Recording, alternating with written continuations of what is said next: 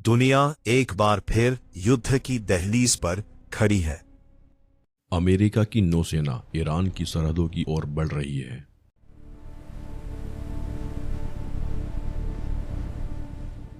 Trump Iran के खिलाफ अपने तेवर और तेज कर चुके हैं। ईरान, जो कभी झुकता नहीं, अब खुली चुनौती दे रहा है दुनिया की सबसे बड़ी ताकत अमेरिका को। क्या ये सिर्फ दबाव की राजनीति है या किसी बड़े युद्ध की शुरुआत? एक चिंगारी और पूरी दुनिया आग में जल सकती है, क्योंकि युद्ध सिर्फ देशों को नहीं, इंसानियत को भी तबाह करता है। तो सवाल ये है कि आखिर ट्रंप और अमेरिका ईरान के पीछे क्यों पड़ा है? कौन पीछे हटेगा और कौन इतिहास रचेगा? जियोपॉलिटिक्स की दुनिया में कुछ देश ऐसे होते हैं जो सिर्फ नक्शे पर जगह नहीं घेरते, बल्कि इतिहास की दिशा तय करते हैं। उनके होने से ताकत का संतुलन बनता है और उनके हिलने से पूरी दुनिया की राजनीति कांप जाती है। ईरान कोई साधारण देश नहीं है। ईरान एक ताला है, यूरेशिया का ताला। और इस ताले की चाबी जिसके हाथ आ जाए, वो सिर्फ एक इलाके पर नहीं, बल्कि पूरी वैश्विक सियासत के दरवाजे पर कब्जा जमा सकता है। सोचिए, एक सर्द रात, तेहरान की पहाड़ियों से नीचे फैला शहर रोशनियों से जगमगा रहा है, लेकिन इन रोशनियों के पीछे एक साया है। वॉशिंगटन, मॉस्को और बीजिंग की नज़रें, तीन महाशक्तियां, तीन अलग सोच, लेकिन निगाहें एक ही जमीन पर। क्योंकि यह जमीन सिर्फ मिट्टी का टुकड़ा नहीं, यह यूरेशिया की नसों में दौड़ने वाली सबसे अहम रग है। ईरान की ज्योग्राफियाई हैसियत उसे ऐसी जगह खड़ा करती है जहां दुनिया की चारों दिशाओं की ताकतें आकर टकराती हैं। उत्तर में रूस और कॉकसस, पूरब में मध्य एशिया और चीन का बेल्ट एंड रोड नेटवर्क, दक्षिण में फारस की खाड़ी और हॉर्मुज जलडमरू मध्य, और पश्चिम में वो इलाका जो सदियों से जंग, साजिश और सियासत की आग में जलता रहा है।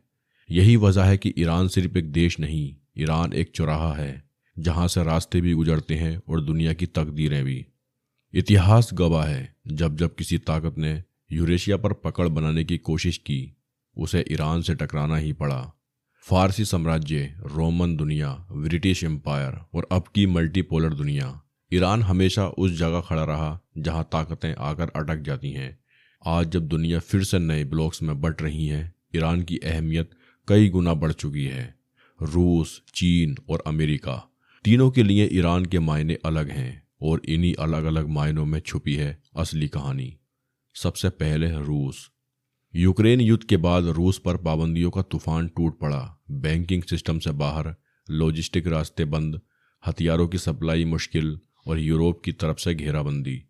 रूस के सामने सवाल सिर्फ एक था, अब सांस कहाँ से ली जाए। यहीं पर ईरान एक जीवन रेखा बनकर उभरा। ईरान रूस के लिए उसकी जानूबी ढाल बन गया, एक ऐसी स्ट्रेटेजिक गहराई जहां से रूस न सिर्फ जिंदा रह सकता है, बल्कि पलटकर वॉर भी कर सकता है।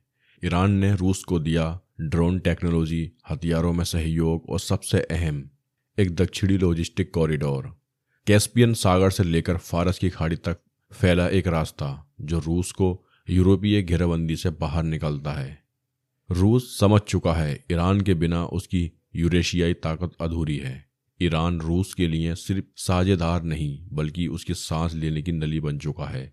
अब चलते हैं चीन की तरफ। चीन आज की दुनिया की सबसे बड़ी उभरती ताकत है, लेकिन उसकी सबसे बड़ी कमजोरी भी उतनी ही साफ है, समुद्र। मलक्का स्ट्रेट, साउथ चाइना सी, इंडो पैसिफिक, हर जगह अमेरिकी नौसेना का दबदबा। चीन का तेल, गैस और व्यापार समुद्री रास्तों पर निर्भर है, और यही रास्ते उसके गले का फंदा बन सकते हैं।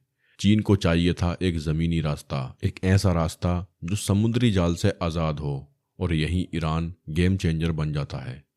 ईरान के जरिए चीन को मिलता है ज़मीनी एनर्जी कॉरिडोर, रेल और रोड नेटवर्क, और फारस की खाड़ी तक सीधी पहुंच। मतलब चीन अपने तेल और व्यापार को अमेरिकी नौसेना की निगरानी से बचाकर ज़मीन के रास्ते चला सकता है।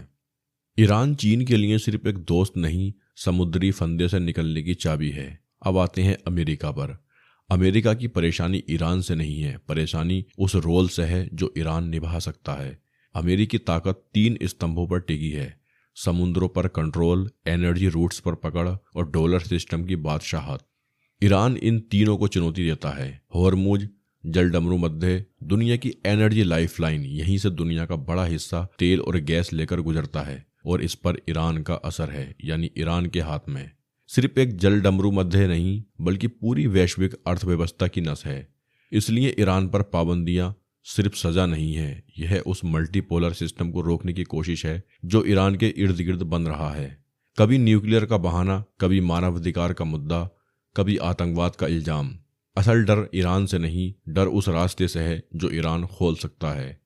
आज ईरान एक चौराहा है जहां से रूस को सांस मिलती है, जहां से चीन को आज़ादी मिलती है और जहां से अमेरिका की बादशाहत को चुनौती मिलती है।